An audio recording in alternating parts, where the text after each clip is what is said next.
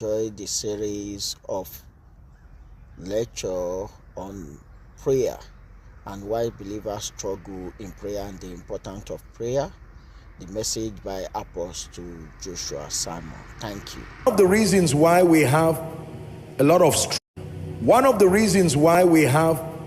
lot of struggles in the prayer ministry is not because believers don't have the zeal to pray. Now there is the spirit of slumber, spiritual slumber, that can come upon a man and attack your prayer life. But you see, the human nature is such that you have to be motivated by intelligence and reason to prime people into doing things. Are we together? As humans, we don't do things blindly. If you tell me just sit down, that's the reason why faith is a treasure in the life of a believer. Because faith sometimes does not demand an absolute knowledge of everything. It demands trust in God.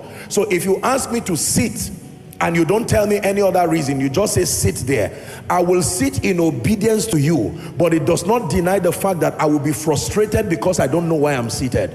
Are we together?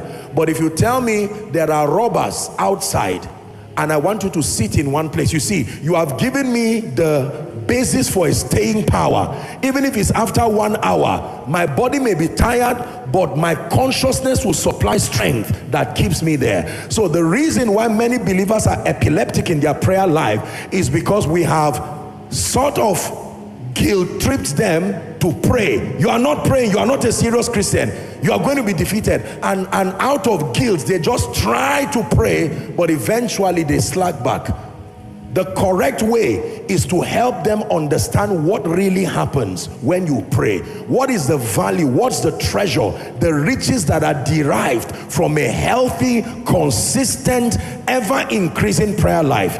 And in this series of discussion, that's my goal, to help you understand what really happens. You see, when that comes, you'll begin to pray by yourself.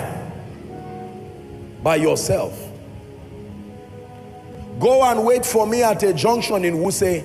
Apostle, why? Just stay there. Now you will get there in obedience and be angry at every car and be frowning and insulting me while you are waiting, and where you exhaust your obedience, you just leave and say let the worst happen. But if I say wait there, in 2 hours someone is bringing ₦1 million for you.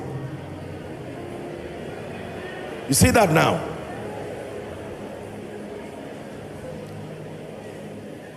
Already I've given you an idea that it's going to be a long time. So when you stand there looking as if you are confused and missing, when people say sorry, you need to see the police, what's the time? I'm fine. There is an expectation.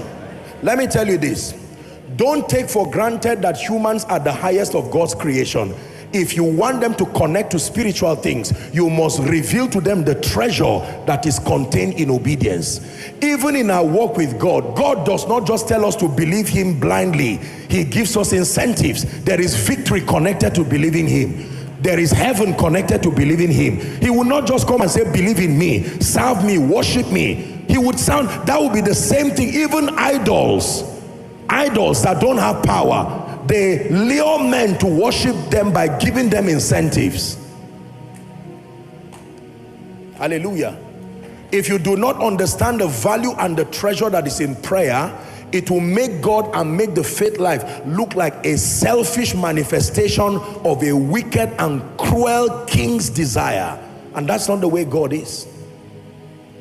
Everything prayer is for the profit of the believer. Everything prayer, including giving God praise and worship, is still back to the profit of the believer. When I was teaching you about the attributes that brand God as God, there are 6 of them. One of them, in addition to being omnipotent, omnipresent, omniscient, is that God is self-existent. Remember, God is self-existent. The meaning of that is that God does not need any other agency to maintain himself.